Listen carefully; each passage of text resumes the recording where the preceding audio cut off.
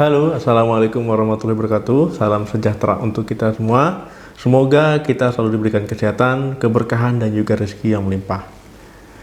Teman-teman, para pejuang garis 2 ataupun yang sedang melakukan program hamil, nah tentunya ya, nutrisi itu berpengaruh juga terhadap kesuburan dan peluang hamil teman-teman.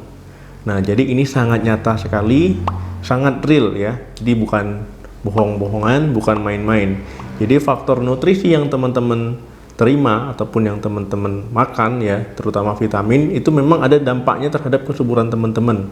Nah, jadi kira-kira vitamin apa saja sih yang bisa meningkatkan kesuburan dan meningkatkan peluang hamil untuk teman-teman semua?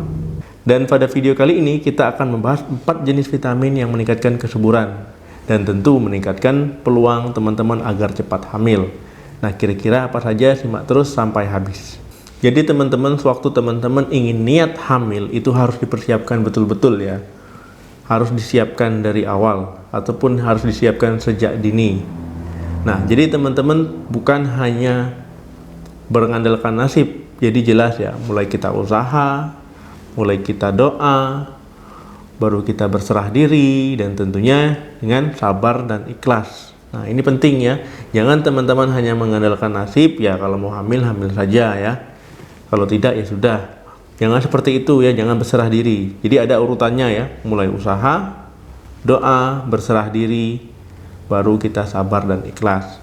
Nah, di sini mengapa penting menyiapkan nutrisi ataupun menyiapkan kondisi sehat sebelum hamil. Nah, ini selain mempercepat peluang hamil, tentu juga nanti sewaktu teman-teman hamil ataupun mengandung ya, ini juga akan menurunkan risiko terjadinya hal-hal yang tidak diinginkan. Jadi mulai dari ibunya sehat, kemudian juga dari janinnya juga sehat. Nah, ini penting sekali menyiapkan sejak dini ya untuk teman-teman yang sedang berencana hamil.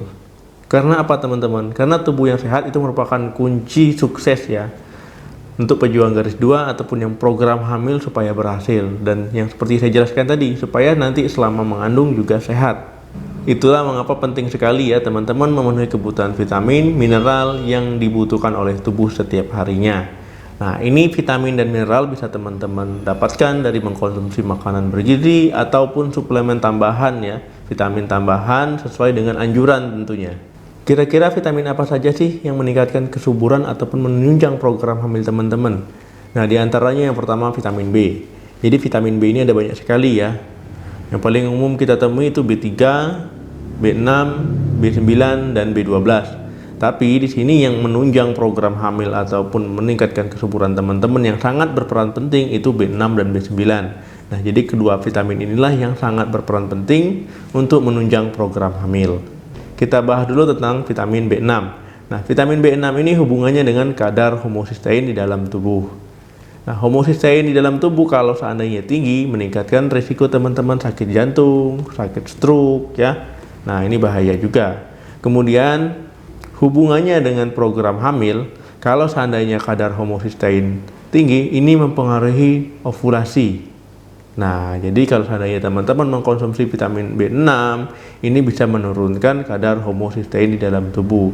Kalau seandainya kadar homosistein dalam tubuh itu menurun, kesempatan teman-teman untuk hamil itu akan meningkat. Kemudian kita bahas tentang vitamin B9 ya. Vitamin B9 ini mungkin teman-teman mengenalnya dengan sebutan folat ataupun asam folat. Nah, kedua ini memang sama terdengar ya, tapi sebenarnya berbeda. Kalau folat itu murni B9 ya. Tapi kalau seandainya asam folat itu merupakan sintesis dari vitamin B9. Mengapa dok vitamin B9 ini penting? Nah, jadi gini ya, kalau seandainya tubuh kekurangan vitamin B9, ini bisa mempengaruhi fase luteal. Fase luteal ini adalah dimana fase ovulasi itu menuju awal menstruasi. Nah, kalau seandainya fase lutealnya tidak sempurna, nah tentu ini akan mempengaruhi kesuburan teman-teman. Saya jelaskan sedikit. Ketika fase luteal itu pendek ataupun kurang dari 9 hari ataupun kurang dari 10 hari, ini dia jelas akan mempengaruhi proses ovulasi. Nah, sehingga bisa menyebabkan menstruasi teman-teman menjadi tidak teratur. Nah, bisa jadi nih teman-teman di rumah menstruasinya tidak teratur, itu mengalami gangguan ini ya, ataupun kekurangan vitamin B9. Kalau pada pria, seandainya pria kekurangan folat, Nah, pria tersebut akan menurun kualitas sel prianya. Nah, inilah teman-teman idealnya memang harus mengkonsumsi folat ya. Dok, kalau seandainya saya mengkonsumsi asam folat bagaimana? Kan banyak tuh yang dijual di pasaran. Nah, idealnya memang teman-teman harus mengkonsumsi folat, bukan asam folat. Tapi kalau teman-teman mengkonsumsi asam folat, tubuh akan merubah asam folat tersebut menjadi folat, sehingga biar mudah diserap. Nah, ketimbang teman-teman mengkonsumsi asam folat yang bisa memperberat kerja tubuh ya, lebih baik teman-teman mengkonsumsi folat yang alami ataupun vitamin B9. Nah, teman-teman bisa mengkonsumsi sayuran buncis, kemudian sayuran hijau yang berwarna gelap ya, kemudian juga asparagus ataupun brokoli. Nah, ini tentu teman-teman bisa temukan di pasar-pasar ataupun di penjual sayur ya. Nah, ketimbang teman-teman mengkonsumsi suplemen asam folat. Vitamin yang kedua itu vitamin C. Nah, tentu vitamin C ini sangat familiar sekali ya. Jadi vitamin C ini bukan hanya untuk meningkatkan sistem imun tubuh, bukan hanya untuk menangkal radikal bebas. Nah, tentu vitamin C ini kaya antioksidan, sehingga dia bisa membantu meningkatkan kesuburan teman-teman.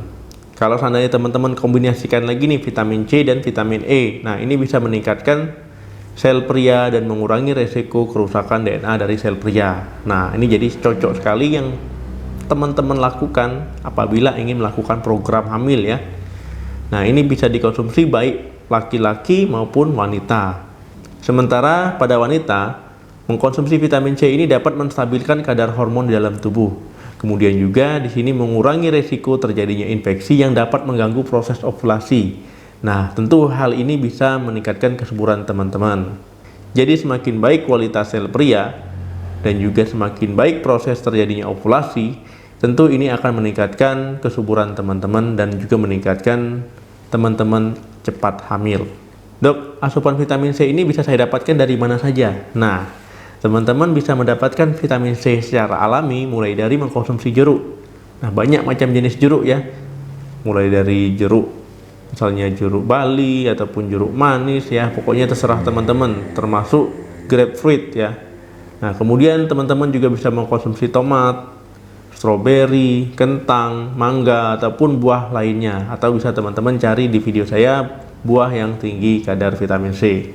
Vitamin yang ketiga itu vitamin D. Mungkin teman-teman sangat mengenal vitamin ini ya, karena dulu mungkin di sekolah waktu SD sudah diajarkan tentang vitamin D ataupun vitamin yang dikenal dengan sinar matahari.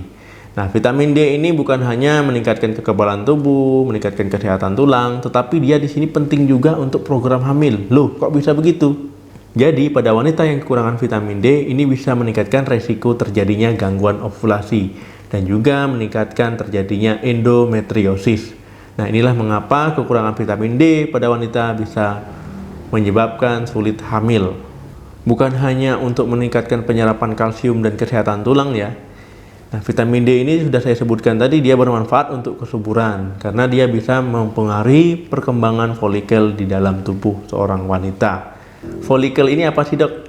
Jadi folikel ini sebuah kantung yang di ovarium ya, yang berisi sel telur yang belum matang. Jadi kalau seandainya teman-teman mengkonsumsi vitamin D cukup ya, tentu di sini folikel akan melepaskan sel telur yang optimal, ya, yang baik, yang sehat, yang siap dibuahi. Dok, saya bisa mendapatkan vitamin D ini dari mana saja sih? Nah, gampang sekali ya. Teman-teman bisa memakai cara yang praktis itu dengan cara berjemur di pagi hari di bawah sinar matahari kan. Wah, sambil pakai kacamata ya, baring di bawah sinar matahari. Nah, ini teman-teman tentu sangat bisa dilakukan. Nah, selain dengan cara berjemur tadi, teman-teman juga bisa mengkonsumsi susu, kemudian juga mengkonsumsi minyak ikan kod ya, kemudian juga mengkonsumsi ikan salmon, tuna, hati sapi, ataupun sereal yang sudah diperkaya dengan vitamin D. Vitamin yang keempat itu vitamin E. Nah, vitamin E ini sangat berperan penting ya terhadap kualitas dari sel pria. Kalau seandainya kekurangan vitamin E, sel pria ini kurang matang. Nah, tentu kalau seandainya kurang matang, perkembangannya tentu tidak baik ya, ataupun kualitasnya buruk. Nah, kalau kualitas buruk tentu di sini dia akan sulit membuahi, sehingga wanita akan sulit hamil. Jadi memang kalau teman-teman melakukan program hamil ya, itu baik wanita maupun pria harus memenuhi kebutuhan-kebutuhan vitamin yang menunjang program hamil. Nah, vitamin E ini bisa teman-teman dapatkan dari misalkan mengkonsumsi biji-bijian, kemudian mengkonsumsi alpukat, mengkonsumsi ubi jalar ya, Dan juga misalnya kacang-kacangan. Nah, kacang-kacangan ini bisa teman-teman konsumsi, misalnya kacang tanah ataupun kacang almond. Nah, tentu ini bisa teman-teman dapatkan di lingkungan sekitar teman-teman. Tinggal beli saja ya. Itu tadi penjelasan tentang 4 jenis vitamin yang bisa meningkatkan kesuburan sehingga program hamil teman-teman bisa berjalan dengan baik ya. Jadi supaya teman-teman cepat hamil.